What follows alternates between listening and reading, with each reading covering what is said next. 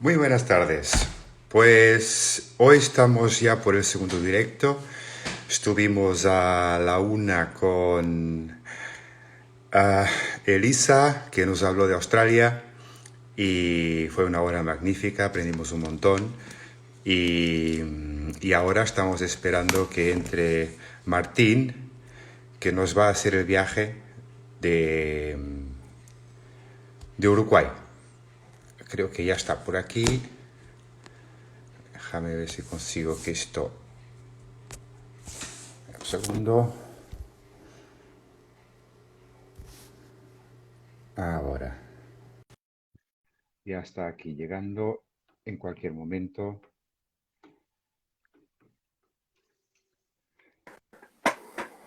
Hola Martín, Muy buenas, Ricardo. ¿qué ¿Cómo te tal? va? ¿Cómo estás? Bien, muy bien, por Oye, suerte. muchas gracias. Estaba gran bandera de Uruguay ahí detrás, ¿eh? Gran defensor. Sí, sí. La puse especialmente para poder Muy bien. transmitir nuestra...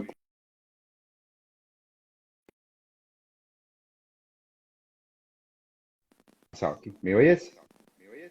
Ahora sí, Ah, sí, vale. Pasado algo estamos de aquí nuevo. que no lo entendí muy bien. Bien. ¿Qué te iba a decir? Que nada, estaba aquí comentando que eres nuestro segundo directo de hoy. Solo hubo un par de ocasiones que hicimos dos en un día, porque esto no es de horario, por supuesto, porque tú estás... ¿A Claro. qué hora es ahí ahora? Las Son 4. 5 horas menos en Uruguay. Son las 14 horas. Imagínate, si lo hiciéramos a la una, sería como ayer que tuvimos con Marcelo, que nos estaba hablando desde Chile a las 7 de la mañana.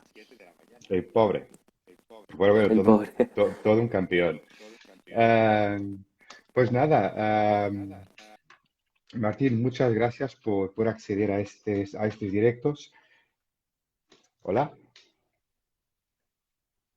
¿estás? Parece que se te ha perdido ahora. Hola, ¿estás? Ahora sí, Ahora tú te sí. fuiste por un momento, pero ahora estás de vuelta. Y tú también. ¿Qué le iba a Bien. decir?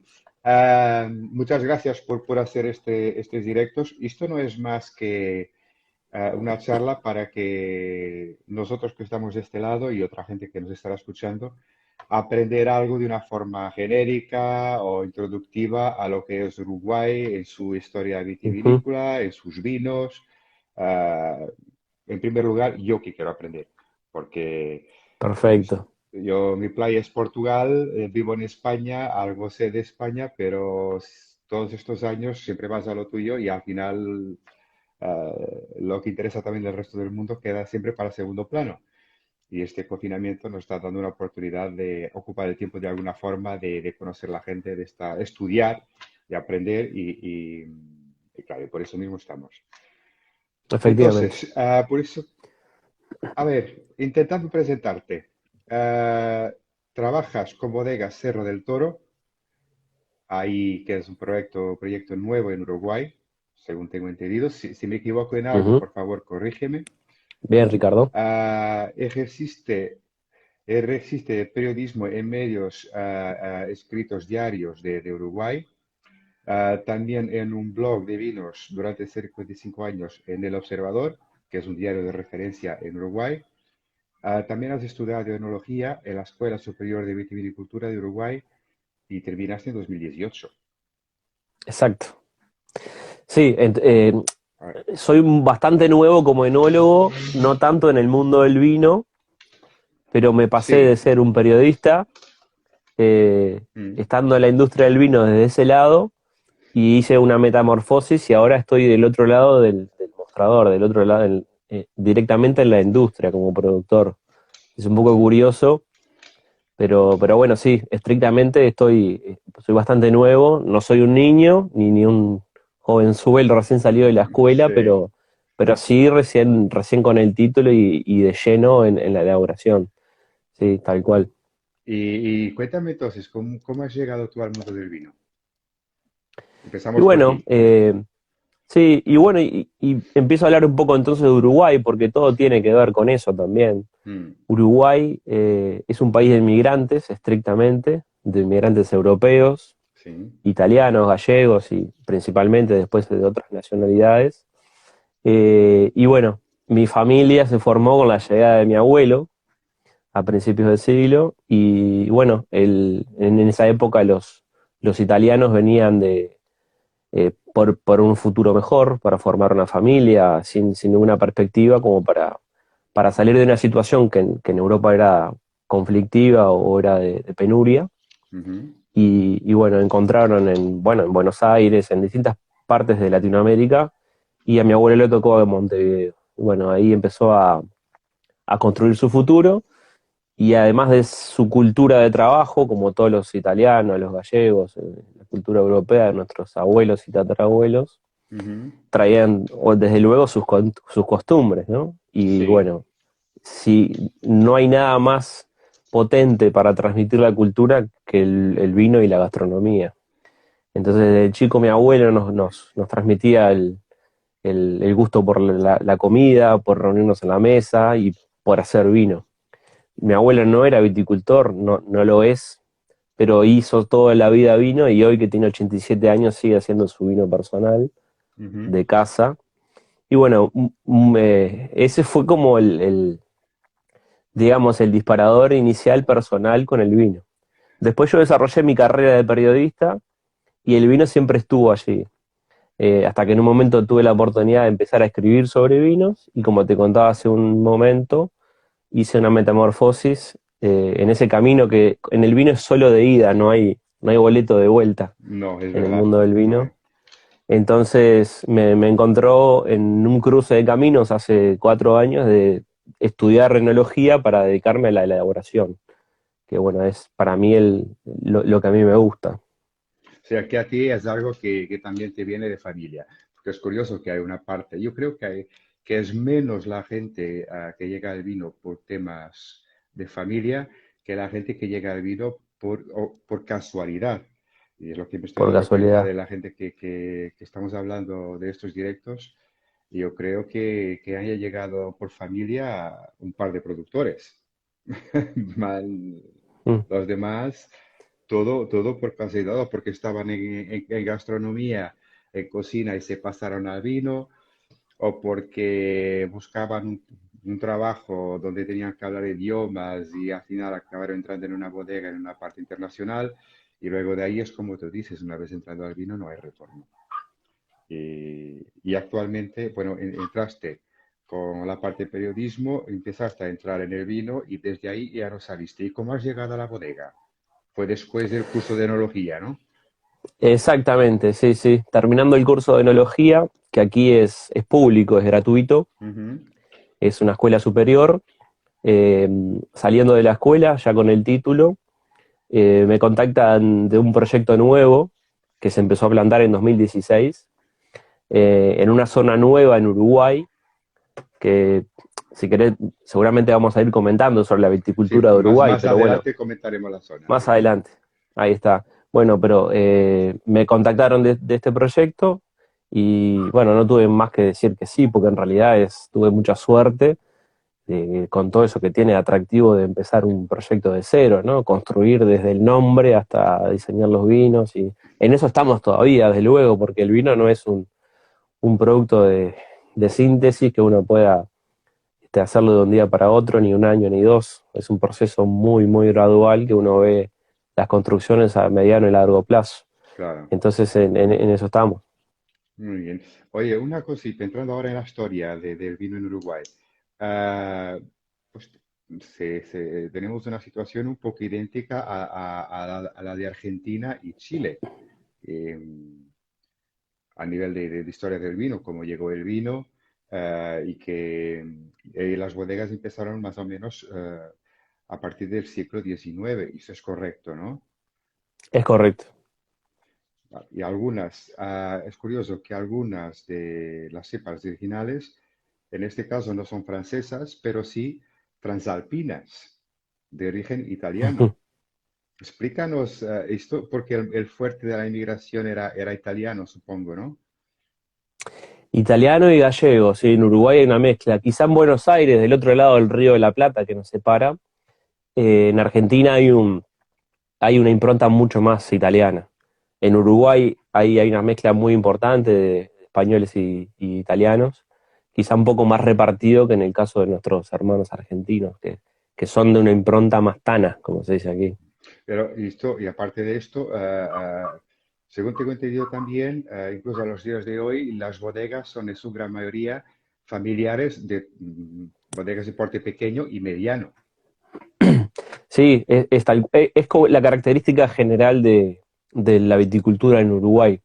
De hecho, las bodegas suelen tener el apellido, el nombre de la familia, Ujú, que son apellidos y nombres italianos, españoles, franceses exacto. en algún caso, pero principalmente de italianos y más puntualmente de la zona del Piamonte, hay muchas familias, de tercera o cuarta generación ya a esta altura. Tenemos también una situación que es curioso, que Uruguay tiene la cuota de consumo más alta de toda América, incluido la América del Sí. Norte. Sois los más borrachos del continente americano. Eso, Ricardo, viene atado a la cultura Claro. europea.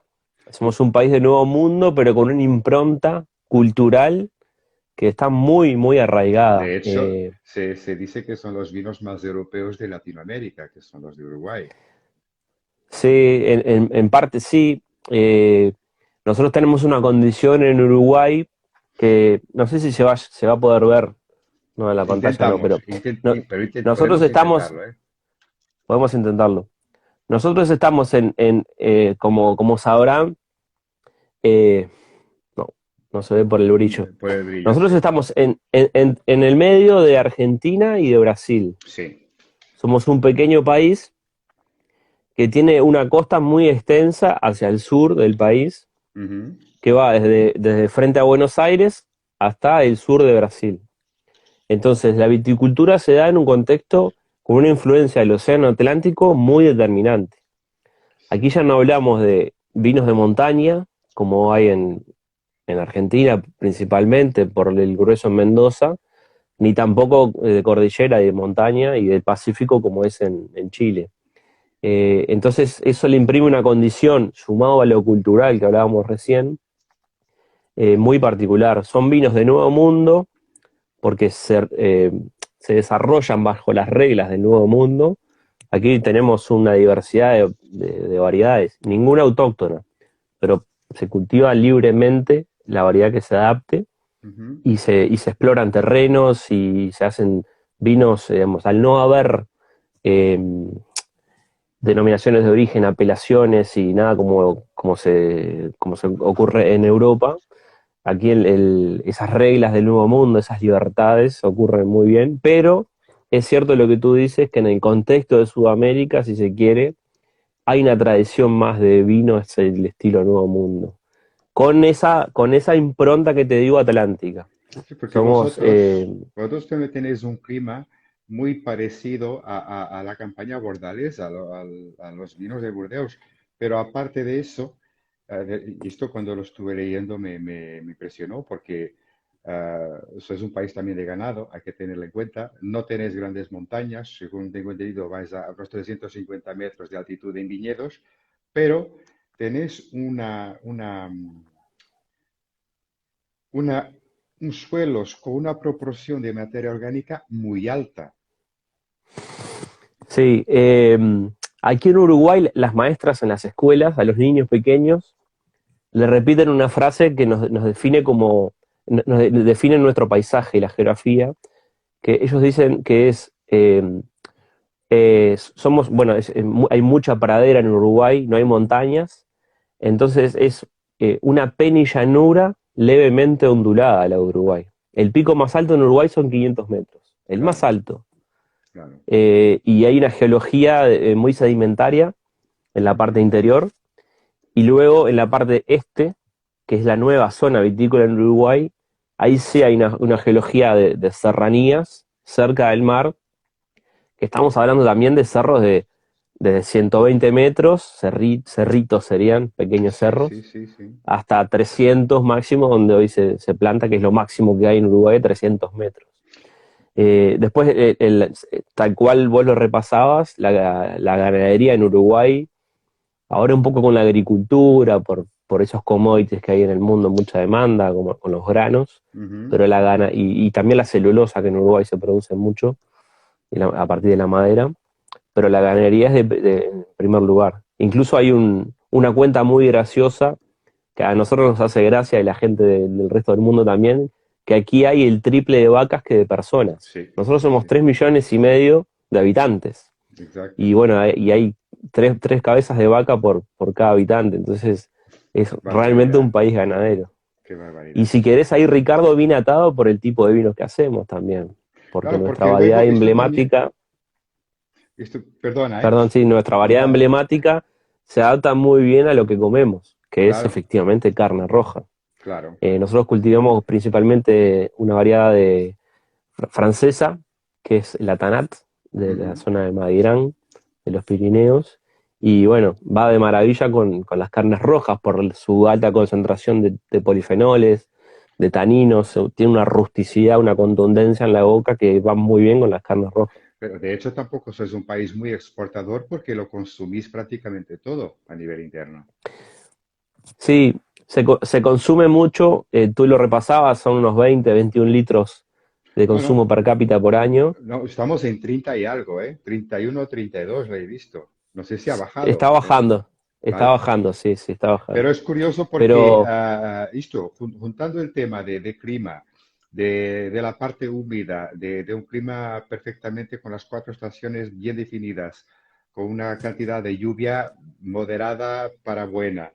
Y todo lo demás tenéis una producción por hectárea mínima de unos 8.000 kilos por hectárea y podemos llegar a 26.000 kilos, que es una cosa brutal.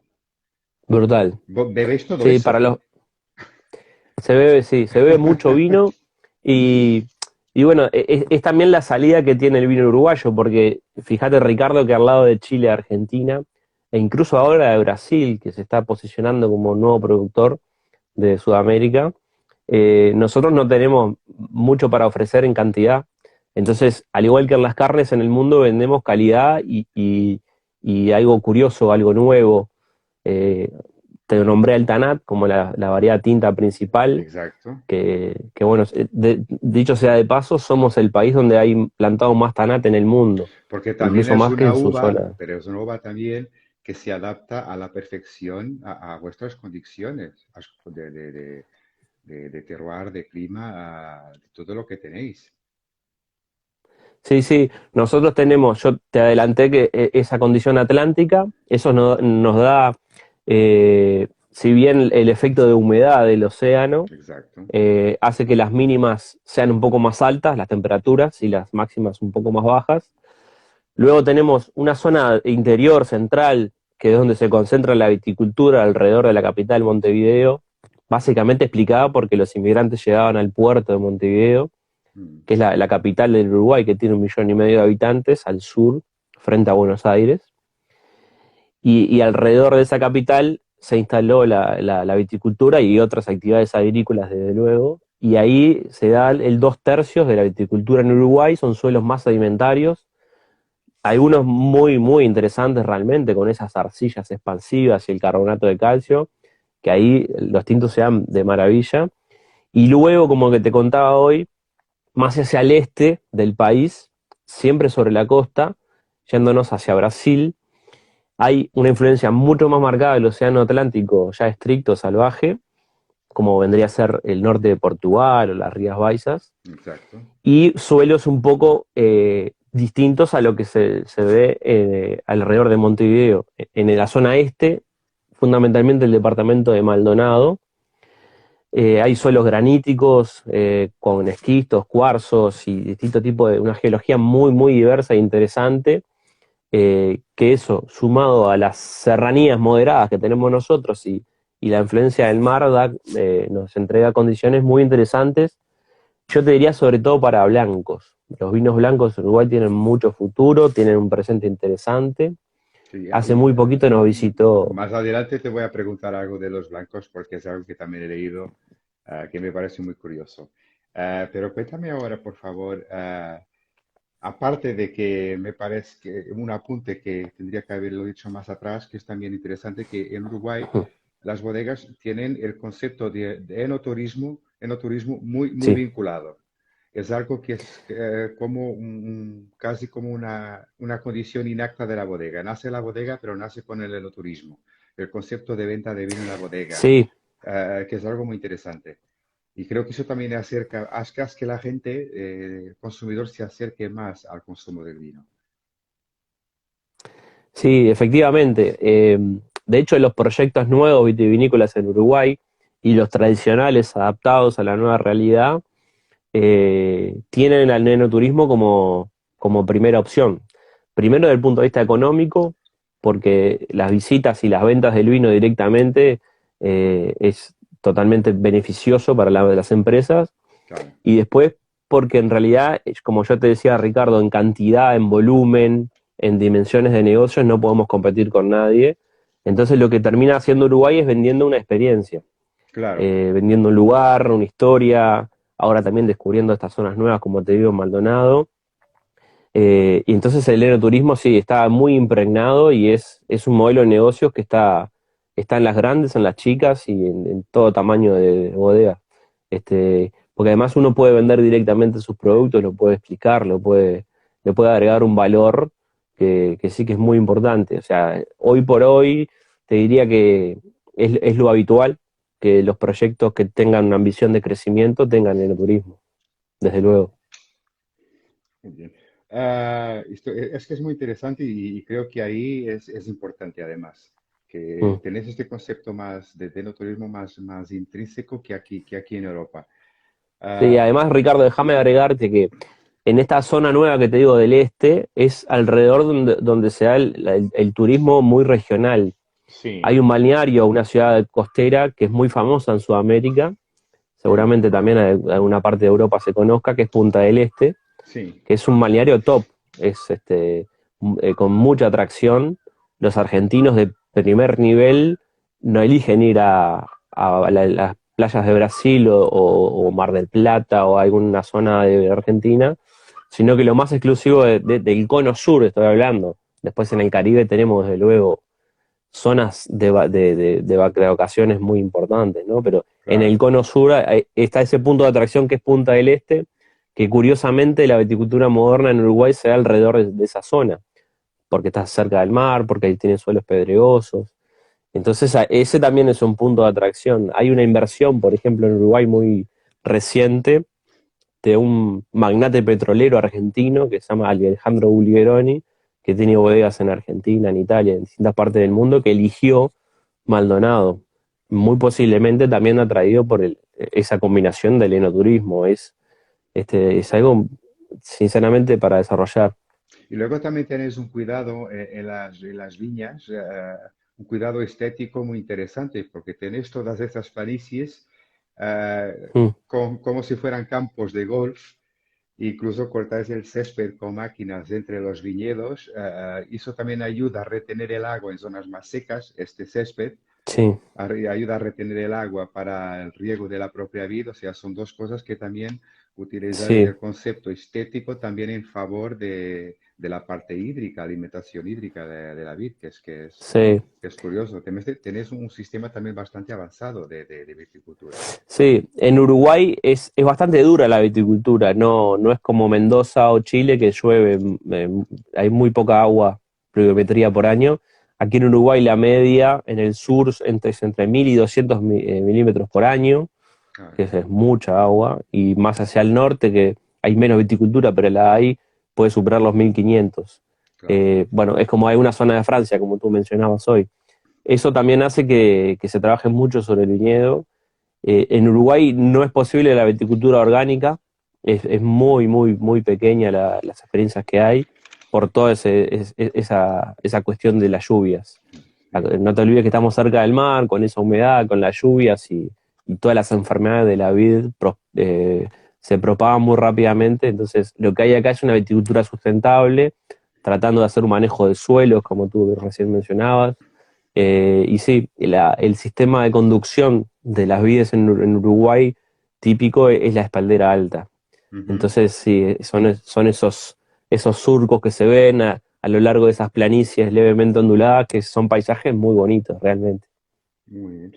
Oye, cuéntanos algo de las denominaciones de origen. ¿Cuántas hay? ¿Qué tenemos por ahí? Sí. Bueno, no hay. No hay denominaciones de origen. Cuenta.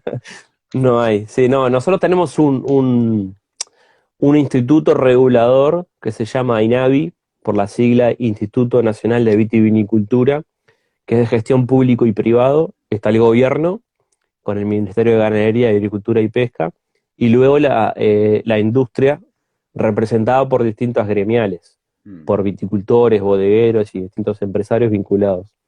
Es una gestión donde la parte privada tiene una gestión directa y muy importante, como en la mayoría de las DO, y hay controles prácticamente iguales a cualquiera de las principales DO, porque de hecho su legislación está inspirada en las DO europeas. ¿pero tenéis Entonces tenemos zonas uno, o no? no, Tampoco. tenemos zonas, perdón, tenemos zonas, pero no están desarrolladas las denominaciones de origen.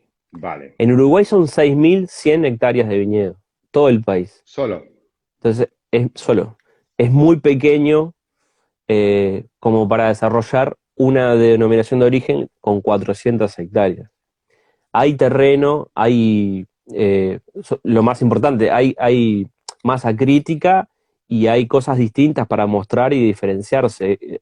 Habría terreno para avanzar en eso, pero sinceramente hoy Uruguay está tratando de insertarse en el mundo, lo está haciendo, pero de avanzar mucho más como Uruguay. Entonces, este instituto de vitivinicultura que te cuento viene a ser la DO del país. Ahora mismo somos una gran DO que es Uruguay, y dentro de ella hay zonas, Ujú, la zona más tradicional que yo te contaba, que es Canelones, alrededor de Montevideo, que sí. tiene sus lugarcitos adentro de Canelones, y yo personalmente te destacaría esta zona nueva que es Maldonado. Entonces, estrictamente desde los ojos europeos, te diría que hay una sola DO, que es Uruguay, y luego hay subzonas dentro de esa DO. Y que estamos hablando de Canelas, Canelones, Canelones. Canelones, Maldonado, ¿alguna más? Estoy. Que no, Canelones, Maldonado, Canelones, sí. Canelones, Maldonado. Y después al oeste hay una zona que es muy tradicional también, que se llama Colonia, Ujú, viene el nombre por las colonias justamente portuguesas, españolas, todo ese vale. periodo de la colonización. Y después hay varias zonas hacia el norte, más limítrofe con Brasil y con Argentina, que tuvieron algunos su desarrollo en su momento, como por ejemplo Paysandú, que fue, y Salto, son dos departamentos, que fueron receptores entre otros, de la llegada del Tanat, por ese lado, con un hombre que se Ajá. llamaba Don Pascual Arriague, que era un empresario vasco-francés. Pero bueno, para que el mensaje sea claro y no hacerlo disperso, y como introductorio, como tú pedías al inicio, te diría que sería una grande de Uruguay con subzonas que se dan a lo largo de toda la costa del sur, con lo principal en Canelones, y hoy por hoy con una tendencia muy importante porque los últimos 20 años fue lo único que creció en Uruguay, que es Maldonado, y que hay mucho para descubrir allí. A ver qué están aquí. ¿Qué temperatura promedio tiene el Uruguay? Pues Sí, Uruguay, Uruguay es... sí. Dime, dime. Sí, es muy... las cuatro estaciones están muy marcadas, ahora mismo estamos en otoño. Son temperaturas, es un país de clima templado, digamos, somos un subtropical, un clima templado. Estamos en una latitud muy parecida a Mendoza y Santiago de Chile y Sudáfrica. Aquí, Pero efectivamente, que entiendan, tiene un clima muy parecido a lo que podría ser la zona de Galicia o la zona de Burdeos, toda esta parte exacto. La zona, centro-sur, sí, centro de sur de Europa. De ahí sí, también, la zona de Galicia costa, ¿no? La zona de Galicia exacto, costera, exacto. porque no Galicia interior que puede nevar. Aquí en Uruguay no hay, No, claro, no no tenés nieva altitud para nunca. ello siquiera. Exacto, exacto. Me has hablado de Pascual Arriaga. Pascual Arriaga, fue también el hombre que llevó la vida a Uruguay, ¿o no?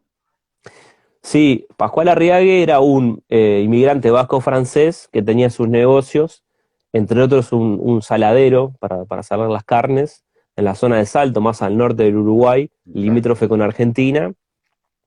Y este hombre, en ese periodo muy fermental de la viticultura en Uruguay, a fines de 1800 y principios del 900, él estuvo probando muchas variedades que se adaptan en Uruguay, a pie franco, con híbridos y distintas combinaciones, para ver cuál prosperaba y cuál tenía interés. Cuenta la historia que, si bien Pascual Arreague era originario de esa zona donde es el Tanat, en la zona de Madirán, él era de Irulegui, un pueblo de ahí cercano. Si bien él vino de ese sitio, no trajo consigo las vides de allí, sino que desde Argentina un colega empresario le acercó esas vides, él las plantó, experimentó bueno, le fue muy bien al punto de que Tanat en Uruguay en principio se conoció como Arriague. Los productores de esa época y décadas posteriores, y hasta hoy, muchos abuelos le siguen llamando a la variedad Tanat. En Uruguay se le dice Arriague por este vaco francés.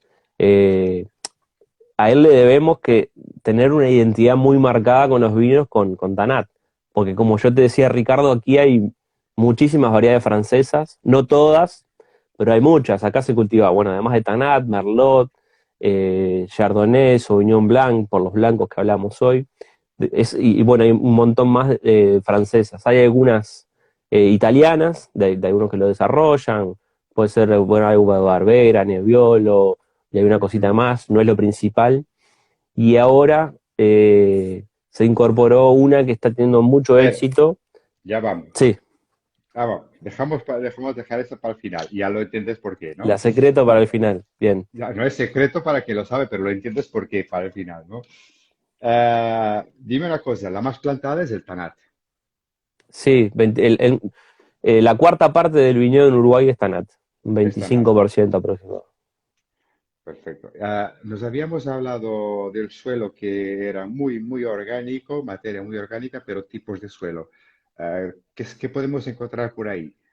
¿Varía mucho o Mirá, no? varía mucho, por suerte, no es algo monótono. Yo te separaría en tres o cuatro tipos de suelo Mm, principales. La zona donde se da la viticultura, los 2/3 del porcentaje de los viñedos, o sea, 4.000 hectáreas de esas 6.000 que hablábamos hoy que tiene todo el Uruguay, se dan en la zona centro-sur, alrededor de Montevideo, en Canelones. Allí son todos sedimentos del periodo cuaternario, principalmente. Son suelos de textura muy arcillosa, franco-arcillosos, pero la arcilla, sobre todo, es arcilla expansiva que permite mm, explorar las raíces y mantener el agua, y en zonas puntuales con mucho contenido de carbonato de calcio, que da expresiones muy particulares. Luego tenemos hacia el este del país, focalizados en Maldonado, una zona de serranía baja y cercana al mar, donde ahí la geología es totalmente distinta y hay suelos graníticos muy interesantes. Hay suelos más pobres, con menos materia orgánica, y bueno, con minerales de todo tipo, que tampoco es muy monótono porque también en Maldonado hay subzonas. Hay zonas de granito muy degradado, después hay zonas más de roca volcánica, y pues hay esquistos, cuarzos y distintos tipos, esas rocas metamórficas, ¿no? Que se van transformando sí, con sí, los sí, distintos sí. accidentes. En tercer lugar, te diría hacia el oeste, hacia la otra punta de esa parte central, más vecino a Buenos Aires, hay una zona que hay bastante arena, que eso está en el inicio del estuario, que es el Río de la Plata, que son todas las aguas que se depositan de los ríos Paraná, Uruguay, de la parte interior donde está justamente Paraguay, Argentina, litoral argentino, y se forma un estuario que baña las costas de Buenos Aires y de Montevideo, que se llama Río de la Plata, que allí en Colonia hay suelos un poco más arenosos y el microclima es un poquito más cálido. Entonces allí hay taninos más dulces, una moderación más temprana. Y después hacia el norte, para destacar, primero que hay un clima un poquito más cálido, estamos más hacia el Ecuador, a la altura ya del sur de Brasil.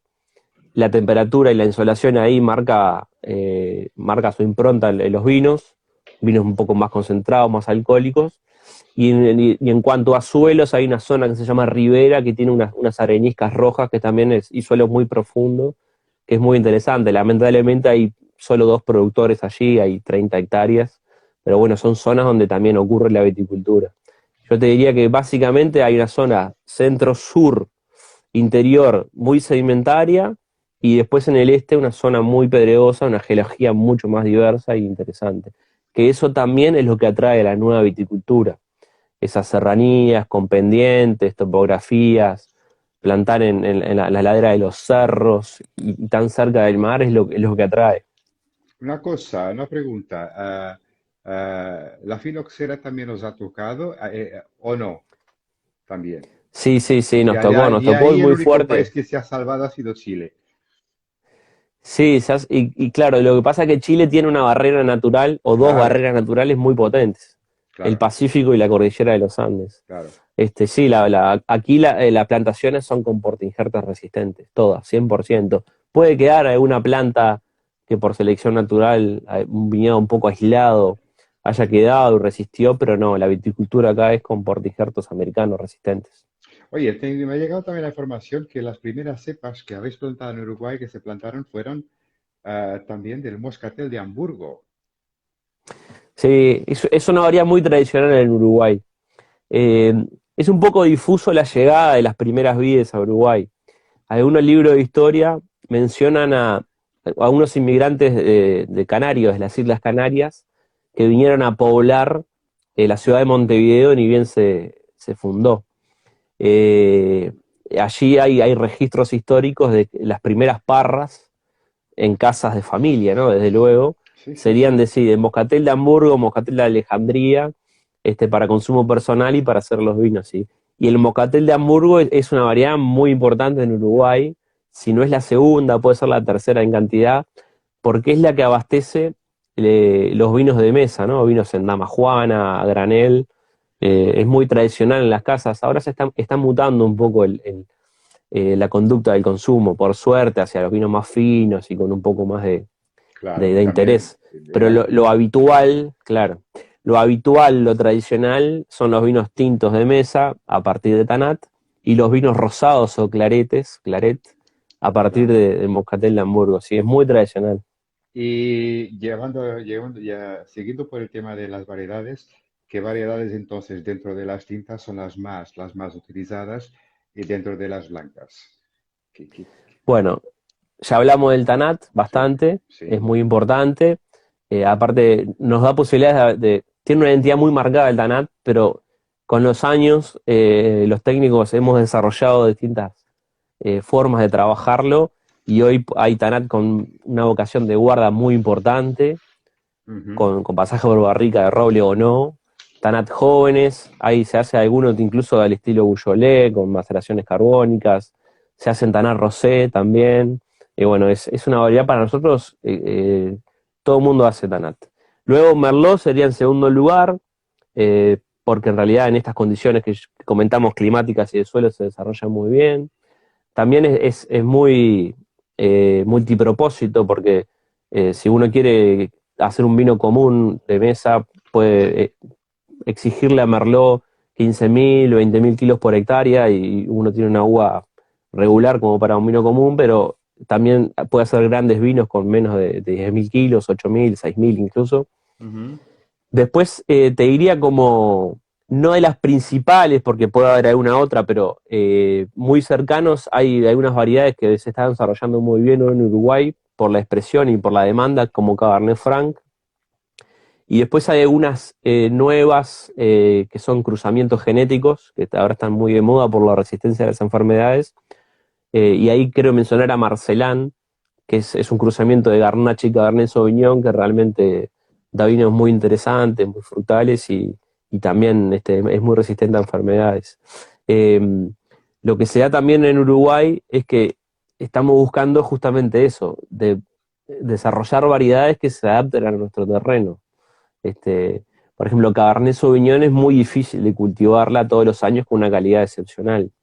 Ahora mismo en el 2020, que ya salimos de la vendimia, que aquí es desde fines de enero, todo febrero y marzo, una vendimia fantástica, con una climatología ideal para hacer vinos de todo tipo. Y seguramente hay un Cabernet Sauvignon bastante buenos en el Uruguay de esta vendimia, pero no siempre termina de madurar por ese ciclo largo que tiene el Cabernet Claro. Sauvignon. Entonces, te diría que no la pongo en primer lugar, si bien hay bastante viñedo de Cabernet Sauvignon, no hay grandes vinos de Cabernet Sauvignon, como tampoco lo hay de Malbec o de Carmener, porque son variedades que necesitan otra condición. Por eso está en Contestar primer aquí lugar Merlot. a Sí, George Boy Photo que pregunta qué variedad se consume en general en Uruguay. Eh, luego, George, te sugiero que veas el Tanat. vídeo porque lo hemos hablado ya, pero luego el vídeo estará disponible en Instagram TV durante el tiempo que esté, que creo que son 24 horas, pero yo también lo voy a colgar en YouTube en la cuenta de Olusitano Vinos. Perfecto, Ya perfecto. está contestado. La respuesta es muy simple, Tanat. Exacto, por eso. Tanat. Sí, sí, Eh, sí. más, cuéntame ahora, No dijimos los blancos, Ricardo. por eso te iba a preguntar, háblame de los blancos y luego cuéntame qué pasa con el albariño al final de todo. Oh. Venga. Bueno, el que nos sigue, el que nos está escuchando, nos va a escuchar luego en los videos, habrá entendido que esa condición atlántica es muy propicia para los vinos blancos. En Uruguay, la variedad principal de variedades finas es Sauvignon Blanc, luego Chardonnay, y ahora aparece en tercer lugar Albariño, que es una variedad de origen gallego, norte de Portugal, sur de Galicia, Vale, no lo vale. sé, Sí. de esa zona, Es de la zona norte, Portugal y de Galicia, es las, de las dos. exacto, de un lado o del otro del Miño, indiferentemente. Exacto.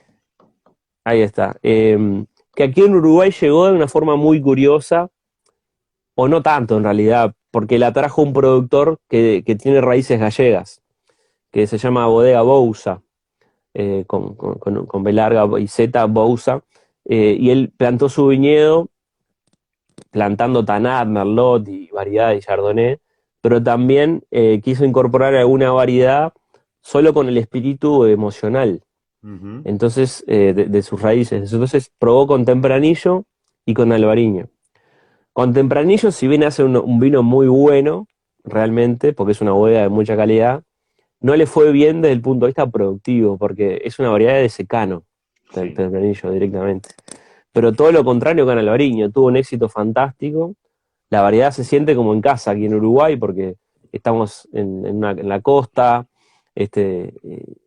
no tiene un requerimiento de suelo específico muy grande de Albariño como bueno, o sea, no es que precise un suelo muy pobre o muy pedregoso como para dar grandes vinos, simplemente con una condición climática Claro, y luego y tienes también productiva, estos vientos frescos de la Antártida que viene, que sube ahí por el norte de Argentina. Claro, todo claro. eso son condicionantes a favor. Es un frescor de mar muy, muy importante. En verano, en enero tenemos días de calor, pero pueden ser algunos días de 35 grados. Es decir, hay unos empujes en el verano, pero luego es un microclima muy fresco en el verano. Pero, Entonces, bueno, a partir de eso, sí, sí, perdona, sí, sigue, Ricardo, sigue, sigue. a partir de esa incorporación de este productor, que por suerte la trajo, y siempre, por lo menos en mi caso, en los colegas, lo reconocemos porque fue el que lo trajo. Quizá por casualidad, pero no importa, fue el responsable. Se empezó a plantar en distintas zonas del Uruguay. Entonces, de las 2 o 3 hectáreas que él tenía, hoy ya hay 60, y bueno, productores muy importantes. En Cerro del Toro, en este emprendimiento donde me toca trabajar a mí, ya se incorporó de inicio como la variedad blanca principal, y realmente nos da vinos fantásticos. ¿Qué Puede características, haber, qué sí. diferencias hay de un albariño nuestro de aquí? Mirá, Ricardo, para aprender de Albariño, como era la blanca principal de la bodega donde yo trabajo, por interés personal, y para poder tener más de una vendimia al año, elegir las últimas 2 vendimias. Ya la 2020 no voy a poder asistir, lamentablemente, por la pandemia, pero en las 18 y la 19 me fui a instalar ahí al Salnés, a las Rías Baixas, a tratar de entenderla. Y primero quise entender allí para venir aquí a desarrollarlo y ver lo que tenía Claro. para dar. porque partíamos de una base muy importante, porque se adaptó muy bien al albariño, pero a ver cómo podíamos seguir hacia adelante. Yo te diría que somos más parecidos al Rosal que al Salnés, o incluso al norte de Portugal, porque aquí no hay tanto frescor como en el Salnés, o sea, el corazón hoy de las Rías Baixas, que es más frío, están emparrados. Aquí nosotros plantamos en espaldera alta, los suelos pueden ser un poquito más vigorosos que en Galicia costera, entonces eso nos da, según el estilo del vino que uno elabore, pero la materia prima nos da un frescor muy, muy interesante. Sí, sí. Yo te diría que son más vinos del Rosal, del sur, de la subzona del Rosal, que son un pelín más maduros. O sea, Y ahí, bueno, supongo que tendréis una acidez menos acentuada y unas notas incluso más tropicales, ¿o me equivoco? sí, en términos generales En sí, en términos términos generales, por generales sí. supuesto, claro. Pero bueno, como el mundo del vino no es todo tan lineal, en el caso nuestro estamos tratando de ir con decisiones de punto de cosecha, por ejemplo, y tratamientos en bodega, hacia un estilo un poco más de Salnés, porque la acidez la tenemos, simplemente que hay que ir a un punto de cosecha de 11 8 grados de alcohol, 12 grados, y mantener la acidez arriba, y no dejar madurar más de la cuenta, porque aquí en Uruguay un albariño puede llegar perfectamente a 14 grados de alcohol, lo cual le da un perfil que no tiene nada que ver Nada que ver, con lo que tú sabes bien lo que es un albariño, nada que ver. Sí, que es y de un hecho los albariños frescor. también, de hecho los albariños aquí, tanto los españoles y los portugueses, que es lo que los más se conocen, entre sí también son distintos.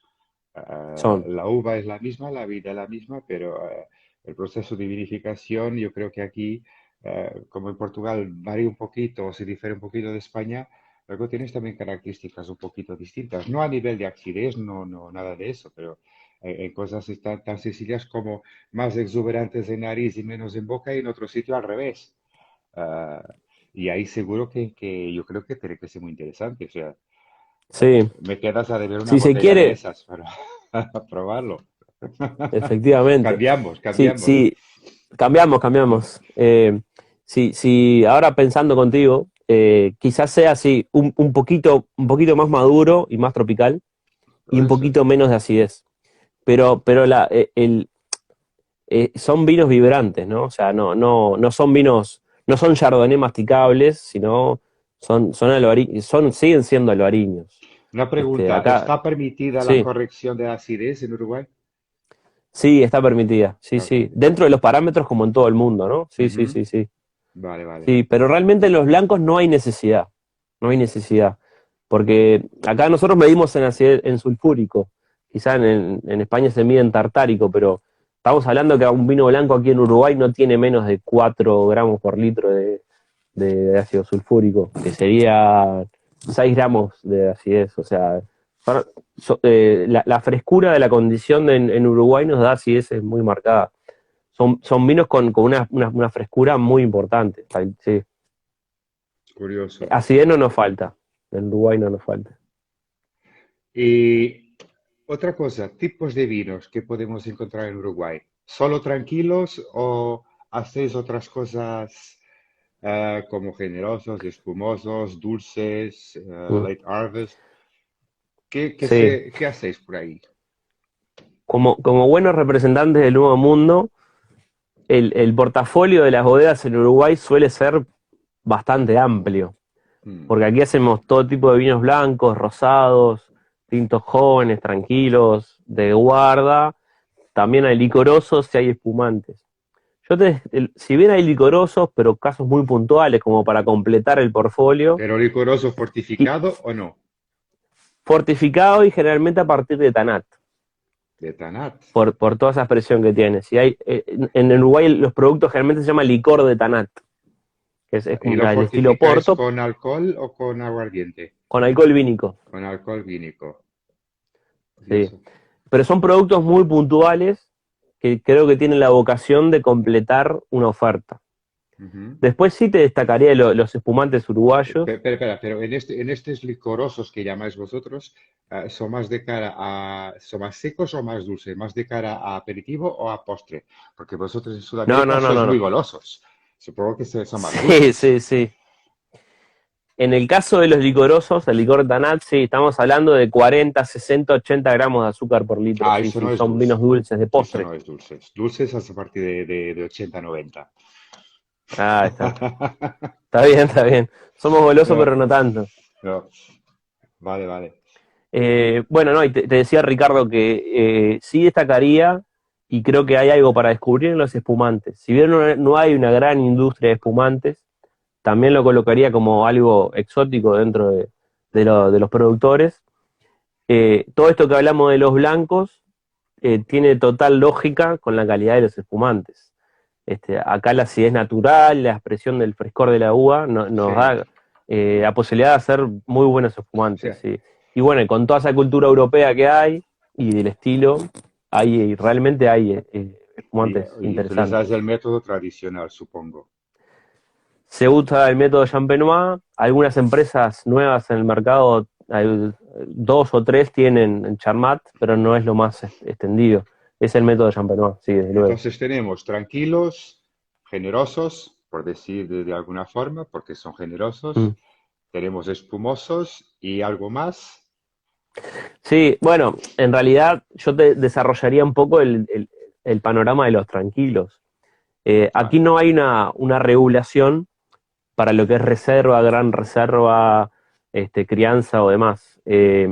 Lo que hay aquí es una libertad propia del Nuevo Mundo, pero hay a grandes rasgos tanat de gran crianza. El tanat, con la carga de polifenoles y de taninos que yo te decía, necesita una crianza. Esa sería la cara más tradicional de tanat. Pero después hay una cantidad de vinos jóvenes que realmente vale la pena descubrir. O sea, no hay una sola cara del vino uruguayo. Sí hay un y, hilo conductor que es la acidez, la frescura, los vinos atlánticos. y están preguntando los espumosos qué uvas utilizáis.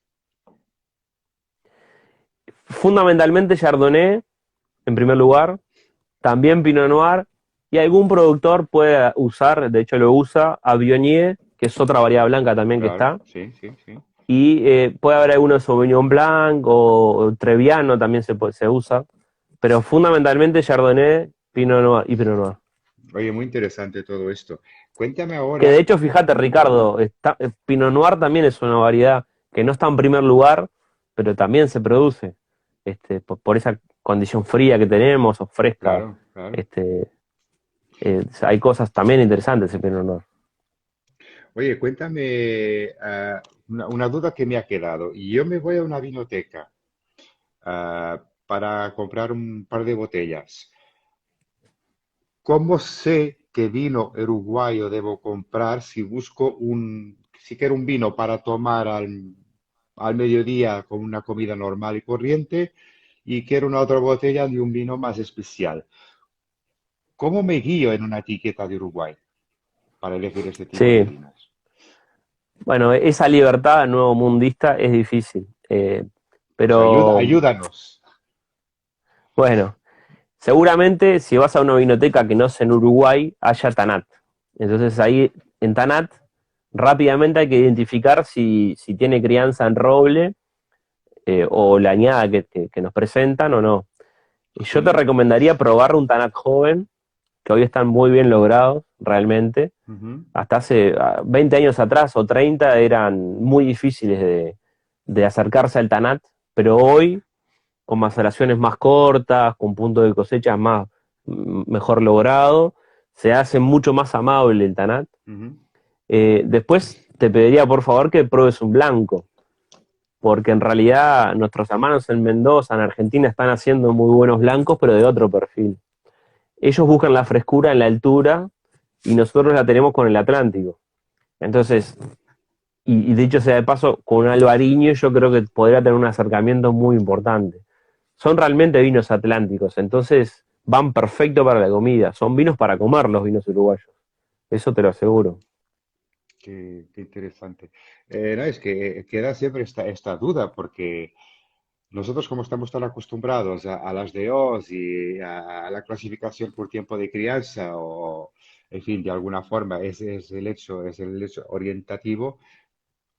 Siempre, y yo siempre hago esta pregunta desde que estoy hablando de Nuevo Mundo, para saber más o menos por qué líneas debo seguir. De ahí, de ahí Sí. supongo que utilizáis más barrica de roble francés, supongo. Bueno, no, hay también americano, porque hay Sí. una creencia o una práctica de que el roble americano, al ser de poro más grande, más Ujú. amplio, Es más y poroso, una sí. microoxigenación, claro, más poroso, le va muy bien al tanat, porque Vale. el tanat tiene una concentración de polifenoles y taninos tan grande, de hecho el nombre viene, ¿no? Tanat de Sí, sí, tanino. sí, de tanino, claro. Le viene muy bien el rol americano. Pero sí, en primer lugar está el francés, desde luego. Después Y, hay, ahora que en el mundo está de moda el cemento o el concreto, en Uruguay es muy tradicional, porque las bodegas de 100 años tienen depósitos y no, y piletas de además con el concreto, tanat, con esa uva tan poderosa, tenéis que suavizarlo de alguna forma. Yo creo que viene también con por una ahí. microoxigenación, desde Claro, luego. eso tiene Mm. que ser, porque si no los vinos son inbebibles durante años, hasta que consiguen atingir el Bueno, punto. eso nos pasaba durante muchos años Claro. y yo creo que tomó una fama muy, digamos, injusta el Tanat, que hoy está como peleando para revertirla. Incluso hay muchos uruguayos que no toman Tanat porque dicen que es muy fuerte o es muy agresivo. Sí. Pero bueno, ahora como con las técnicas más modernas, con control de frío en las Claro. bodegas, con puntos de cosecha y con manejos de las maceraciones sobre todo, hay Tanat para todos los paladares. Eso es muy interesante. Genial. Oye, ¿y vosotros, la madera que utilizáis, o sea, los vinos que hacen crianza de madera, es todo barrica o hacéis vino oaked pero sin paso por barrica? Como pasa Sí, sí, o sea, con los sí, claro, chips de roble claro. para aportar algo al vino. ¿También utilizas esa técnica? Se usa, se usa en forma de chips, de duelas Ujú. o de distintas formas del roble, pero se usa sobre todo, Ricardo, como insumo de la elaboración, no buscando sustituir a la barrica. Vale. Si yo quiero preparar un vino con crianza, con otra ambición de guarda y de expresión de aromas terciarios, la barrica no se elude. Ahora, si yo quiero darle un poco más de dulzura o de expresión puntual a un vino, se prepara con roble alternativo, que se llama hoy en la industria. Este, Más o Para, menos eso. para terminar, que nos quedan 3 minutos de algo, te voy a pedir que nos digas un par de vinos o un par de bodegas referencia que nos digas, son vinos que están muy buenos y muy identificativos de lo que es Uruguay, por favor. Sí, me pones, yo te lo voy a decir sin ningún problema, me pones en un aprieto porque yo trabajo en una Ya, empresa. ya lo sé, pero a mí me da Entonces, igual. Eres tú quien está en un aprieto, yo necesito, no. exacto. No, en primer lugar, yo te diría de probar de dos zonas. Sí, Si bien Uruguay es muy pequeño, yo creo que la zona tradicional de Uruguay de Canelones es ineludible. No puedes Canelones, probar lo Uruguay estoy si no se tomando prueba nota, sí. Canelones. ¿Tá? Luego, la viticultura moderna, de aquí al futuro, ya lo dijo Tim Atkin, que estuvo haciendo el reporte de Uruguay, que te recomiendo leerlo. Hizo un reporte muy interesante, muy elogioso de Uruguay. Según Tim Atkin, estamos haciendo los mejores vinos de nuestra historia. Y Uruguay, en palabras de Tim Atkin, está haciendo los vinos más emocionantes de Sudamérica. Eso nos dejó muy impactados a nosotros. Pero bueno, y él coloca a Maldonado como la zona del futuro. Y bueno, no hace falta descubrir mucho, rápidamente uno se da cuenta de por qué. Entonces yo te diría, Canelones, un Tanat tradicional de Canelones, que Sí, ahí hay muchas opciones, ¿no? sí. Ahí hay la empresa líder, si se quiere, en vino fino en la zona de Canelones, se llama Establecimiento Juanicó, Y de que, bueno, hoy Maldonado. nombramos a... Y de Maldonado te tengo que recomendar lo que hago yo, Ricardo. Sí, dime, dime. Alvareño Cerro del Toro, sí, sí, yo creo que es ineludible, porque quizá vas a tener una expresión de Alvareño más cercana a la que tú estás acostumbrado, eh, con esa vuelta de tuerca de un Sí, poquito más de expresión frutal y un poquito menos acidez, un poco, pero sin dejar de ser fresco y salino, ¿no? Al retrogusto. oído. Oye, 4 segundos.